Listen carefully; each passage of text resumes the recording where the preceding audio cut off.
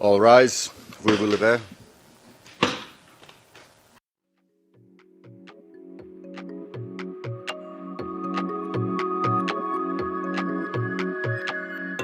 Welcome, everyone. Thank you for joining us. We are Alessandra, Maira, Brianna, and Adriana.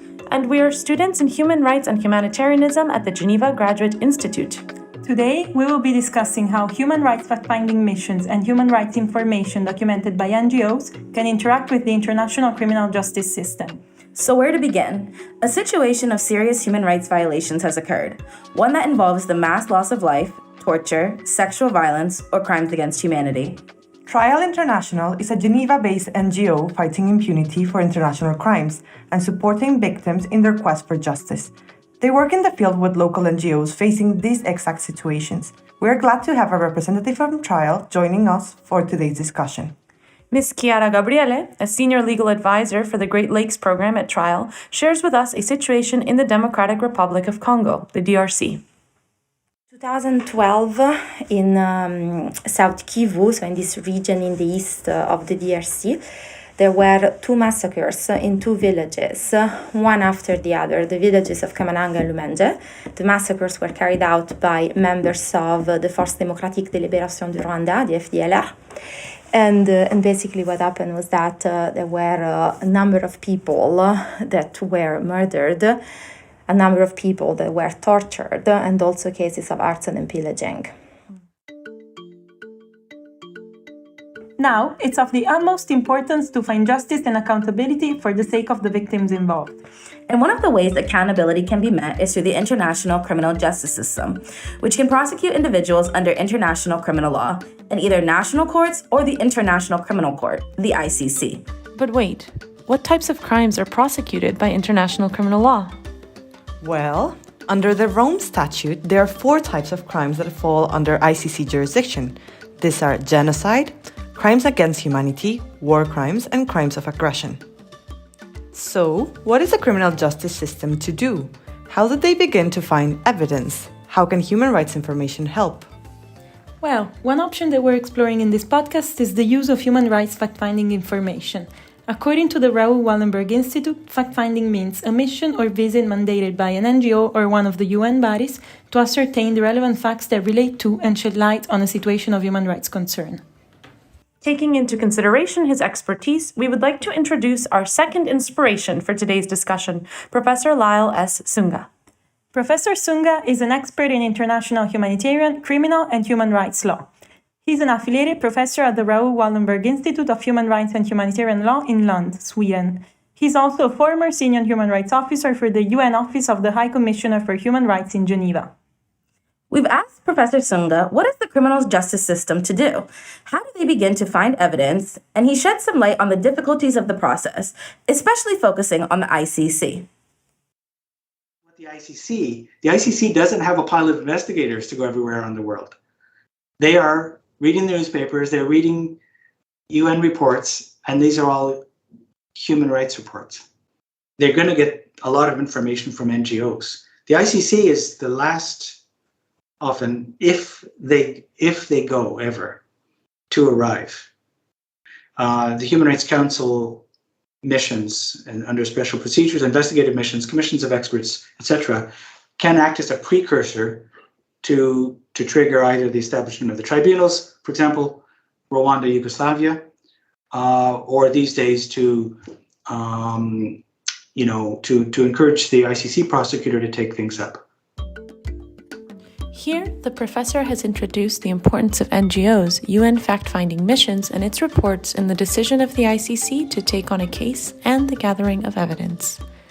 Ms. Gabriele gives an example of how the work of local human rights NGOs contributed to bringing the DRC case into the courtroom. An NGO, like a local NGO, at the time, right after the commission of the crime, managed to access the crime scene, and they took some pictures with their phone of the crime scenes. Those pictures were all considered admissible, and they were all used in order to prove the context of crimes against humanity, because there was a massive attack against the civilian population. They were also used to prove specific crimes, for instance, the acts of torture, or because of the picture of the crime scene, also the massacre and the arson, because a part of the village was put in fire, basically. Ms. Gabriele also illustrates how NGOs are imperative to accessing scenes where violations have occurred, because of the important relationship they have with the victims.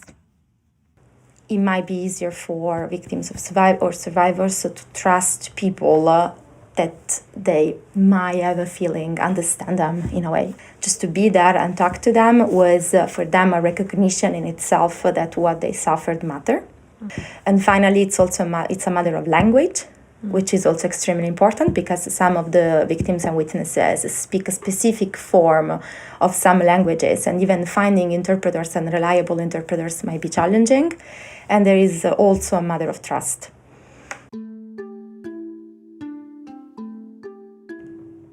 So how do these actors find facts on human rights violations and produce their reports? Professor Sunga expands further. You want to talk to NGOs, you want to talk to the International Committee of the Red Cross if it's a humanitarian disaster. And you also want to talk to the UN agency heads. So it's going to be UNDP, UNHCR. That's why NGOs are so valuable, because they haven't just dropped in out of nowhere. I mean, no, I'm not saying Geneva's nowhere.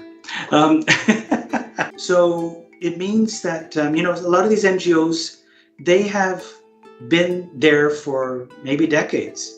They have contacts, they know things, and they're the first on the scene, local NGOs.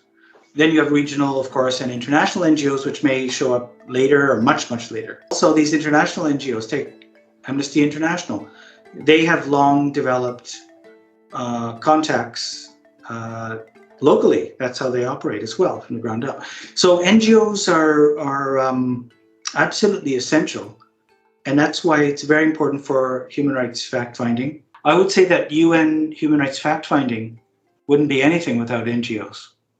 I mean, it would be so weak and brittle and thin and superficial, it wouldn't be worth very much.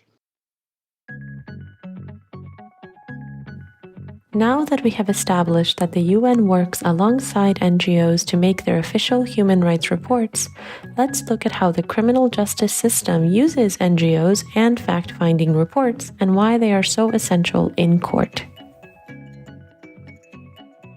Human rights information is really very, very useful, and it can't be ignored. It's all around, and that's what mostly you're getting before you get anywhere near notions of individual criminal responsibility, because you have to see that there are violations first, right? And those violations and notice of violations come out from human rights monitoring, from the activities and complaints of NGOs. All that is infused already in terms of that information space. Human rights information is usually important in terms of background, context, command structure, maybe about the military, state of the judiciary, independence of the judiciary. That's important for Article 17 of the Rome Statutes. The court, the ICC, is not even going to have jurisdiction if the national courts are going to prosecute. I mean, the prosecutor is going to prosecute and the court's going to take it, right? Because it's a complementary jurisdictional situation. So how do you assess that? Human rights people do that. There's a special rapporteur on the independence of the judiciary. There's the Universal Periodic Review. There are special procedures relating in other ways to independence of judges and lawyers, etc. So all that stuff is human rights stuff. As if the ICC has time and resources to do that. They don't. This is why understanding patterns of human rights violations is absolutely necessary to establishing probable cause. And who identifies these patterns? Human rights information. We can see this in the example of fact-finding in Rwanda, where Professor Sunga worked as a human rights officer. I mean, real clear patterns. When we were in Rwanda, we examined, took a look at the bodies, and you could see that the cards, their ID cards, said Tutsi on it. And, with the picture of the person that's been killed. So it's like, okay, so the Tutsis are the victims, and also the sign, on their house was written Tutsi. So it was premeditated. They were marked out first as Tutsis and then they were massacred. So things like that. I mean, we noticed those things and we would say that, look, this is looks like intention to wipe out in whole or in part national, ethnic, racial, or religious group as such, to quote the Genocide Convention, because you have this clear motive. And this was part of my work, that I was there with the Commission of Experts to support their work. There were 3 commissioners. And what we found is that this was very clear, premeditated, planned, systematic. So for us, the connection wasn't very mysterious between the responsibility of the state, if you like, and the criminal responsibility of the individuals in government and the actual low-level perpetrators. And this is where commissions of inquiry, which we haven't really mentioned so far, but this is where they are so key, or commissions of experts. And that's why it was a big eye-opener for me when I was involved in that, because that is in between human rights in a way, and looking for patterns of serious human rights violations that look like crimes under international law. But does this always work so smoothly together? What are the potential risks in this interplay between human rights fact-finding reports and their application under international criminal law? The risk that UN human rights fact-finders themselves see themselves as criminal investigators, which they're not, unless they are mandated by the Human Rights Council or by the Security Council or by possibly the General Assembly to carry out that type of investigation. So therefore you shouldn't overstep your bounds on either side. And, the ICC shouldn't overstep its bounds. It shouldn't start making big pronouncements about human rights or about political matters or anything like that. And it knows that. They know that.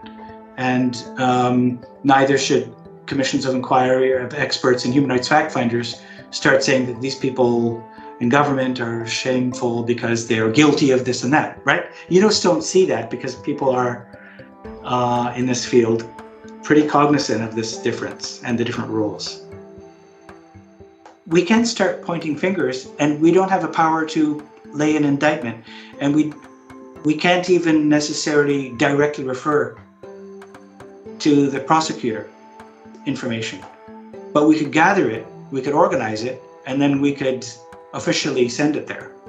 So, if you're in the field and you're there and you find information's coming, everybody's saying it was this person. We saw them, we know them, he's from our neighborhood. I think you have to take that information down, but you're not in a position to go say, oh, we're going to prosecute. You don't have a mandate to do that normally. What you can do is say this person should be prosecuted. What you can do is go to the Human Rights Council and say, you know what, we have very clear evidence of crimes under international law being committed. And we even have a confidential list of perpetrators. Even in Rwanda, we assembled a confidential list of perpetrators. So that's been done for a long time. Now, if you're mandated to go look into violations of Common Article 3 and, Protocol 2, and to look into crimes against humanity and stuff like that, you should point it out. In fact, the Commission of Experts on Rwanda was mandated in that sense, not to prosecute, but to gather information, and then that could be useful for prosecution. Same with Yugoslavia. So again, I think the UN, Security Council and Commission on Human Rights, and now it's called the Human Rights Council, have been very cognizant that serious human rights violations constitute crimes under international law, and that human rights investigators are there, fact finders are there, and that information shouldn't be lost. And it could be useful either in the background or even with regard to specific persons. Ms. Gabriele adds to this by expressing the importance of understanding standards when collecting human rights information, as well as the limits of gathering evidence by too many organizations. The NGOs doing monitoring and submitting reports to the prosecutor. This is very, very important because of course this might push the prosecutor to open an investigation. But once that investigation is open, the type of evidence that have to be submitted have to be to a certain standard. So I see the risk when you do an investigative mission, but the purpose changes over time. So it's important that you know where your information is going. If you document specifically for a criminal procedure, then the standard is different. If you document to, for instance, write a report, and then all of a sudden that information needs to be used in a criminal procedure, there I see a risk. Because the standard with which you documented was not the same. And so there might be risk also in terms, for instance, of security and protection for the victim, of consent, etc. And one other limit that I think it's quite important to mention is a matter, for instance, of coordination. What has been happening right now is that you have, if you see the situation in Ukraine, you have a lot of different NGOs documenting at the same time. And this might be a problem because of re-victimization. So if a victim is supposed to give the same statements multiple times, is of course an issue of harm. So it is in violation of the principle of do no harm. The other problem is that because there might be minor inconsistencies among the different versions, this might actually be used afterwards in order to challenge the reliability of the witness statement in itself. So this is another issue and another limit that I think it's important to mention. Mm-hmm. So of course, some of the information gathering and the type of evidence can afterwards be filed in court in specific jurisdiction when it is possible to do so through the lawyers representing the victims. And I think NGOs have a role to play in that. But this doesn't mean that the prosecution has to be hampered in any ways, and there are indeed some limits that need to be respected. So what comes next? What are the possibilities of these two systems working together? Professor Sunga is incredibly optimistic at the prospect of human rights fact-finding and its effectiveness in international criminal law. International criminal law has invigorated international humanitarian law in an amazing way. Because everybody now wants to know what are the laws of war and what does it mean to violate them. And human rights is heavily infused there. So it's given a hard edge to human rights law that just didn't exist before in that same way at all. And so that's given a lot of credibility to it. So it's been mutually strengthening in such a powerful way that I'm just very, very optimistic. For a long time, the ICRC, for example, continued to work in IHL, Geneva Conventions, protocols, etc. The human rights folks kept on doing just human rights stuff in a big way, in a big picture, etc. And this was kind of frustrating to me because my focus since before I started at the UN was the interplay between all these.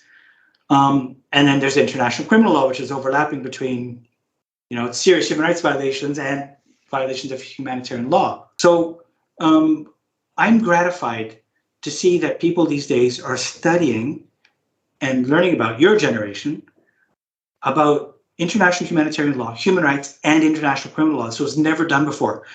So I think that there's a lot of room for what I would say is a symbiotic relationship and mutual interdependence. And believe me, there's a lot of work for everyone. Likewise, Ms. Gabriele and Trial International would like to emphasize the importance of prioritizing the use of national courts over the ICC in bringing accountability to perpetrators of human rights violations, as she describes further. Interesting.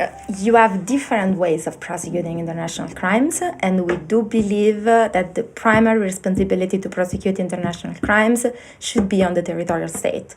So in the state where crimes have been committed. Why? Because once again, it's a matter of accessibility of the evidence. So the possibility of, for instance, going to the crime scene, collecting a different type of evidence, etc. But it's also a matter of getting justice closer to survivors in a way. It's important to have those trials as close as possible to the place in which crimes have been committed. So this is also a part, in a way, of reparation. During this podcast, our interviewees have guided us through a complex path on how fact-finding and human rights information is used, can be used, or even whether or not it should be used for international criminal prosecution. We also heard about how different actors, the UN and NGOs mainly, engage with these activities, their strengths and shortcomings. So what are the main takeaways from this dialogue? First, not only lawyers, judges, victims, or perpetrators inhabit the international criminal law scene. NGOs and local actors are also active participants. Since the adoption of the ICC Rome Statute in 1998 and its coming into force in 2002, the criminal justice system has come a long way. Today, human rights monitoring and fact-finding actors are relevant characters that foster how a crime is prosecuted, how the event is framed, which facts are seen as important, what language is used, or even how the law is mobilized. This illustrates how the push for accountability in the global setting has different origins and sources that, for some, might even collide. Second, international criminal justice deals not only with the legal apparatus of justice, but also with the political, affective, and social practices of what justice means. From human rights culture to the knowledge and inner workings of NGOs and the UN, we find a patchwork of justice-making practices that include feelings, contestations, and imaginaries that are made and remade in different contexts. Third, when fact-finding information interacts with the criminal justice system, some challenges may arise. As the thin line between law and politics begins to disperse, credibility and legitimacy can be contested, and bounds might be overstepped. All of this being said, some questions still remain regarding human rights information. It might be difficult to reach a common goal of accountability when dealing with the differences between human rights information gathering and criminal law. For instance, the Human Rights Directive of reasonable grounds to believe and the ICC's different burden of proof of beyond reasonable doubt are in conflict. Mixing the two might contest their nature. However, as we can see from the podcast, both human rights information and the criminal justice system work to bring accountability to those responsible for human suffering in the name of humanity. Professor Michael Barnett, an expert of international relations, invites us to see human rights and humanitarianism as practices that are rooted in this common concern for alleviating human and social suffering, which he calls practices of humanity. Having listened to our interviewees' considerations on the subject, can we bring international criminal law into this framework of practices of humanity? This might be possible due to the fact that international criminal law emphasizes punitive justice in order to defend humanity, with a focus on crimes of mass atrocities and on finding the responsible individuals in the name of humanity. Ultimately, we must also remember it is important to reiterate the NGO's mantra in international criminal justice advocacy. Justice must not only be done, but must also be seen to be done. Perhaps human rights information might help in that regard.